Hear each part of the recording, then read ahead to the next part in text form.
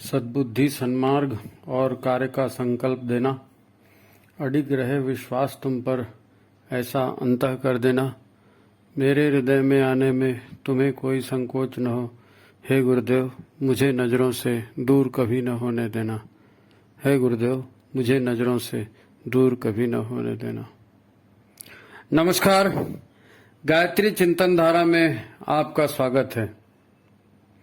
मित्रों, देव संस्कृति, सनातन संस्कृति या हिंदू संस्कृति क्या है? ये संस्कृति एक जीवन पद्धति है ना। मनुष्य के जीवन की एक सनातन पद्धति है, आदिकाल से चले आ रही है। इसकी विशेषता ये है कि ये सत्य से जोड़ती है, हमें सत्य से रिश्ता बनाना सिखाती है। देव शक्तियों या प्रकृति से तालमेल बना करके जीवन कैसे जीना है, ये संस्कृति हमें सिखाती है। हमारी परंपराएं ये सिखाती है। जब हम ईश्वरीय व्यवस्था के साथ यानी प्रकृति से तालमेल बनाकर जीते हैं, तब तो सब ठीक चलता है। और यदि ये तालमेल टूट गया तो फिर दुख भोगना पड़ता है। हमारे ऋषियों ने वर्षों तक तपस्या की, शोध की और हमें बताया, ऋषियों ने हमें बताया कि हमें जीवन कहाँ से मिला है। धरती, नदियाँ, तालाब, पेड़ पौधे, ये जंगल, सूर्य, चंद्रमा, हवा, अग्नि, अन्य पशु पक्षी, कीट पतंग, इन सब का हमारे जीवन से कहीं न कहीं रिश्ता बनता है। इनसे हमें सेवा मिलती है, सहायता मिलती है, जीवन मिलता है। इनका हमारे जीवन में बड़ा योगदान है। और जब हमारे ऋषियों ने ये सब बताया तो फिर हमने इसको महसूस किया। फिर हमने सांप की भी पूजा की, बैल की भी पूजा की, गाय की पूजा की, नीलकंठ है, मोर है, गरुड़ है ना, कछुआ है, ये सबको देवी देवता मानकर इनकी पूजा शुरू की। क्योंकि जिस परमात्मा ने या जिस आदि शक्ति ने इस संसार को बनाया और जो शक्ति इसे चला रही है, तो उनकी कृपा इन्हीं के माध्यम से हम तक पहुंच रही है। आदि शक्ति रोज हमारे घर में कोई माल सप्लाई करती है क्या? ऐसा नहीं होता है। उन्होंने देने वाले बनाए हैं, वृक्ष बनाए हैं, तालाब बनाए हैं, बादल बनाए हैं, पहाड़ बनाए हैं, नदी, ये सब ईश्वरीय वरदान है हमारे लिए। इन्हीं के माध्यम से ईश्वर की कृपा हमें मिलती है। तो जब भी हम इनकी पूजा करते हैं तो वास्तव में हम डायरेक्ट इनकी पूजा तो कर रहे हैं, ठीक है, लेकिन वास्तव में हम उसी परमात्मा की पूजा करते हैं। जीवन का आदि स्रोत वो परमात्मा ही है, देने वाले ये माध्यम है। तो इनका भी हम थैंक यू करते हैं, इनकी भी हम पूजा करते हैं। पूजा, जब हम पूजा करने बैठते हैं तो आपने देखा होगा हम स्वस्तिक बनाते हैं। स्वस्तिक, उसे पवित्र मानते हैं हम। ये दक्षिणावर्त चिन्ह है। ये न केवल ब्रह्मांड के सतत गतिमान और विस्तार का प्रतीक है, बल्कि उसे हम शुभ लाभ का प्रतीक भी मानते हैं। स्वस्तिक को कुछ लोग सतिया कहते हैं, कुछ लोग स्वस्तिक कहते हैं। सबके कल्याण का प्रतीक मानते हैं इसे। यह श्रेष्ठ भावनाएं बनाने और सत्कर्म करने को भी प्रेरित करता है। वहीं हमारी पूजा में हम कलश भी रखते हैं। ये कलश मतलब शक्ति कलश जिसको हम कहते हैं, इसकी स्थापना भी होती है। पूजा, जो भी महत्वपूर्ण पूजा हम करते हैं तो कलश जरूर स्थापित करते हैं। अब इस कलश के बिना पूजा होती नहीं। अब यहाँ होता क्या है, चावल पर रखा हुआ एक पात्र या वास्तु जिसमें पवित्र जल होता है, पवित्र मिट्टी, पवित्र वृक्षों के पत्ते, है ना, ज्योति स्वरूप परमात्मा का या सद्गान का जो प्रतीक होता है दीपक, दीपक भी कलश पर रखते हैं। ज्योत जलाते हैं तो कलश के ऊपर दीपक रखते हैं, जो ज्ञान के प्रकाश में जीने की भी हमें प्रेरणा देता है। शक्ति कलश वो मूर्ति है जो अन्न, जल, मिट्टी, वनस्पति और ज्ञान देने वाली, इन जीवन देने वाली शक्तियों से बना एक प्रतीक चिन्ह है, मूर्ति कह सकते हैं। हम इसे शक्ति कलश मानकर पूजा करते हैं, क्योंकि इसी से हमारा जीवन है। जल, मिट्टी, वायु, अग्नि, ये हमारे पूजा का एक प्रतीक है। हम इसकी पूजा करते हैं। देवता जब हम कहते हैं तो हमें बड़ा कंफ्यूजन होता है। असल में देवता जो हमारे शास्त्रों में कहे गए हैं वो तो 33 कोटि के देवता बताए, है ना। कौन देवता है, किसको देवता माने, तो उन्होंने कहा है देवता माने वो दिव्य शक्तियां जिनके माध्यम से हमें जीवन मिलता है, या शॉर्ट में कहें तो देवता माने देने वाले। तो ये 33 कोटि के 33 कैटेगरी की शक्तियां हैं।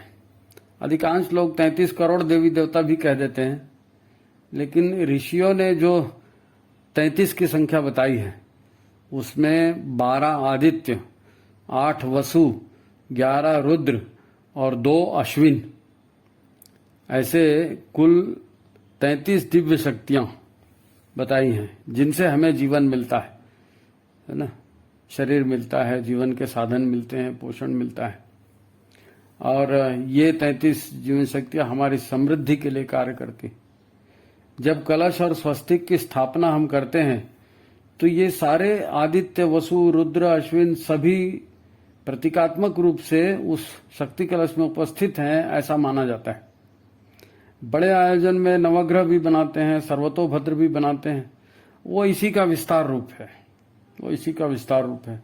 मुख्य रूप से पूजा में हम ग्रह नक्षत्रों की और पेड़ों की, वनस्पतियों की, जो जिनसे हमें जीवन मिलता है ना, ये एक पूरा इकोसिस्टम है। हम पूरे इकोसिस्टम की पूजा करते हैं क्योंकि हम खुद भी इस इकोसिस्टम का ही पार्ट है। यह ज्ञान और संस्कार पीढ़ी दर पीढ़ी हमारे यहाँ चलते आया है। ज्ञान भले किसी को समझे न समझे, संस्कार तो हमारी परिवार व्यवस्था में अबाध गति से दिए जाते रहे हैं और इन्हीं संस्कारों से संस्कृति सुरक्षित रही है। परंतु ज्ञान तत्व की उपेक्षा हो जाती है तो फिर थोड़ा सा भिन्नता दिखाई देती है। लोग कहते हैं हमारे यहाँ इस ढंग से, हमारे यहाँ इस ढंग से। वो थोड़ा सा ज्ञान की परंपरा में कहीं कहीं बदलाव होता है स्थानीय परिस्थितियों के हिसाब से, इसलिए वो थोड़ा सा अलग दिखता है। लोग कहते हैं ना कि हमारे यहाँ इसकी पूजा होती है, इसकी पूजा होती है, अमुक संत, अमुक पंथ, हम उसके अनुयायी हैं। ये सब होता है, अच्छी बात है।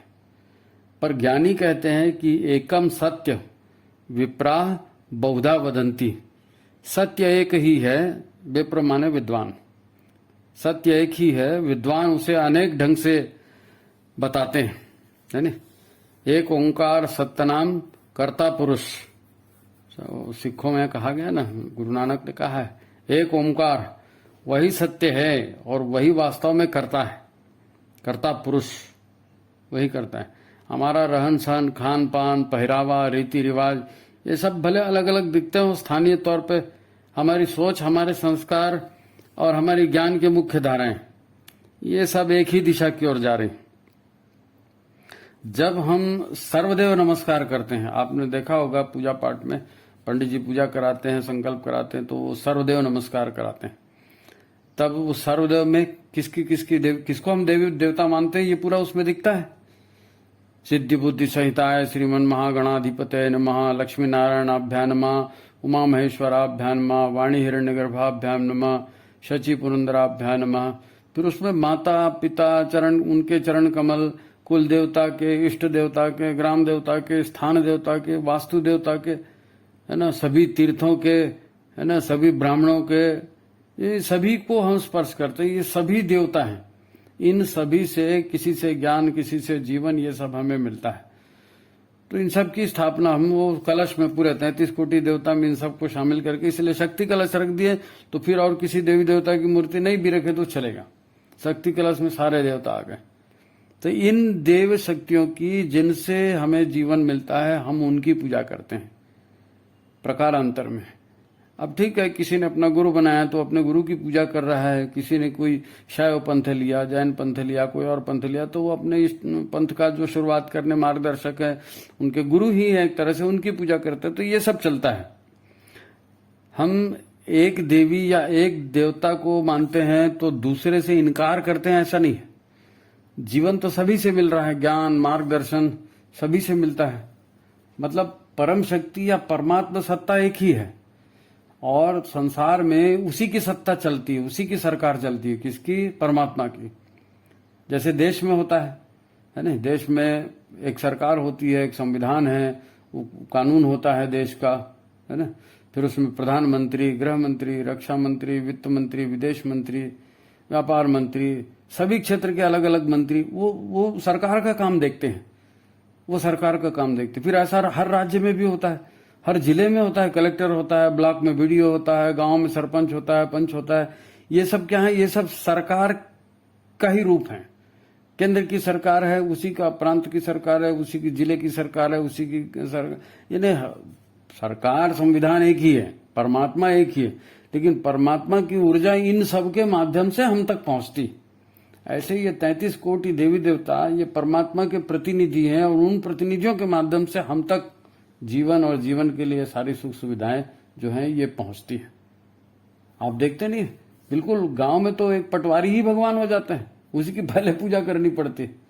हम अपने घर में भी बुजुर्गों की पूजा करते हैं, पितरों की पूजा करते हैं, है ना। सरकार का काम ये विभाजन और देवी शक्तियों का ये विभाजन सब एक जैसा ही है। जैसे सरकार चलती है ऐसी ईश्वरीय सत्ता भी चलती है। दिक्कत आती है हमारे मन से, हमारे मन से। हमारा मन जो है ये यानी इसी को लोग खलनायक बना देते हैं। मन है काम की चीज, लेकिन इस पर इसके साथ टैकल करना आना चाहिए, मन के साथ, है ना। दिमाग तो समझ जाता है, मान जाता है, पर मन नहीं मानता है। मन अविश्वास पैदा करता है, शक पैदा करता है, झगड़े खड़े करता है। वो कहता है कि मैं सब जानता हूं, जो मैं हूं, मैं कह रहा हूं वही सच है। मन ऐसे ही कहता है। इसी मन को सिखाने के लिए, इसी मन को ठिकाने लगाने के लिए हम पूजा पाठ करते हैं। पूजा पाठ का सार यही है। बार बार हम जो कहते हैं ना, तेरा तुझको अर्पण क्या लागे मेरा, विषय विकार मिटाओ पाप हरो देवा, ये हम किससे कह रहे हैं? हम देव शक्तियों से ये प्रार्थना कर रहे हैं कि भैया ये हमारा मन जो है इन सब में भटके रहता है, तो इस जरा मन को ठिकाने लगाओ। तो सारे पूजा पाठ कर्मकांड का उद्देश्य क्या है? मन को पवित्र करना। पूजा के लिए भी हम जो जाप करते हैं, योग करते हैं, सारी प्रक्रियाएं की जाती है, सारे कर्मकांड किए जाते हैं, है ना, ये सब मन को शुद्ध करने के लिए, पवित्र करने के लिए किया जाता है। अच्छा, मन आपका कभी सच्चाई को स्वीकार करने के लिए तैयार नहीं होता। ये कोई जितने पुरुष यहाँ बैठे हैं या जितनी महिलाएं बैठी हैं, जरा अपना सीने पर हाथ रख के आंखें बंद करके कहो, सच सच कहना कि भाई मैं देवता हूं। आप बोलो मैं देवता हूं। आपको आपका मन कहेगा कि हम कोई देवता थोड़ी है। मन आपको देवता नहीं मान रहा है, और मन देवता नहीं मान रहा है, मनुष्य मान रहा है, या पत्नी मान रहा है, या कर्मचारी मान रहा है, या जो भी मन अपने को जो मान लेगा वो करेगा, और जो करेगा वो हो जाएगा।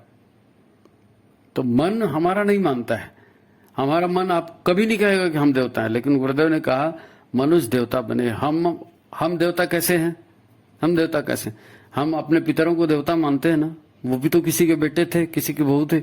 हम अपने माता पिता को देवता मानते, वो भी किसी के बेटे थे, हम भी तो माता पिता बन गए। तो हमको वो जब देवता थे, हमको भी स्वीकार करना पड़ेगा कि हम भी देवता हैं।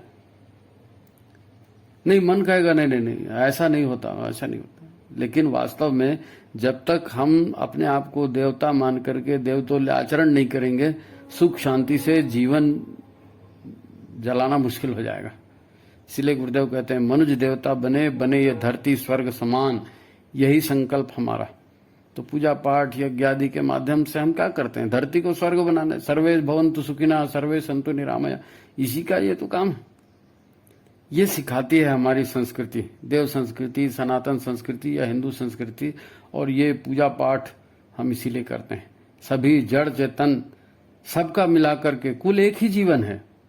हम सब में वही परमात्मा है, हम सब में वही उसी परमात्मा का रूप है। तेरा मेरा कुछ नहीं होता। ये मन का बनाया हुआ माया जाल है, मन का बनाया हुआ माया जाल। इसलिए इस मन को देवत्व के रंग में रंगना पड़ता है। कबीरदास जी कहते हैं ना, मन न रंगाए रंगाए जोगी कपड़ा। तो लोग ऊपर से तो कपड़ा पहन लेते हैं देवता का, पीले पीले भगवे कपड़े पहन लिए, मन नहीं उस पाए। तो इस मन को बनाने के लिए ये सारा पूजा पाठ, योग, आसन, प्राणायाम, कर्मधान, ये सब उसके लिए है। पूजा करते हैं परमात्मा की, आशीर्वाद चाहते हैं परमात्मा से, सद्बुद्धि चाहते हैं परमात्मा से कि हमें सन्मार्ग पर चला दो। तो सन्मार्ग पर आए। क्षाण करा मोठ करा, शुभम करोति कल्याणम आरोग्यम धन संपदाम शत्रु बुद्धि विनाशाय दीपो ज्योति नमोस्तुते। दीपक से भी हम शाम को जब दीपक जलाते हैं तो प्रार्थना करते हैं कि भी हमारी शत्रु बुद्धि जो है, विपरीत जाने वाली बुद्धि, इसका नाश हो और हम सन्मार्ग पर चलें। तो हमारे कुल संस्कृति की प्रार्थना यही है कि हे भगवान, इस मन के माया जाल से हमें मुक्त कर दो, अज्ञान के अंधकार से मुक्त कर दो। इसी को हम मोक्ष कहते हैं।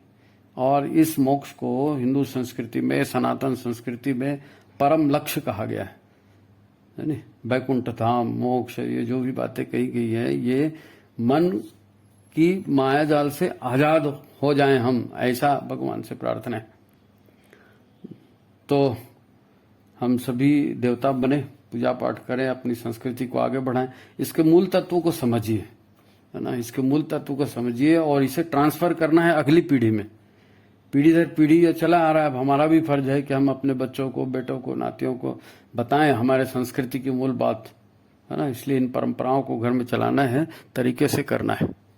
ठीक है, आज की बात को यही समाप्त करते हैं। सभी को प्रणाम।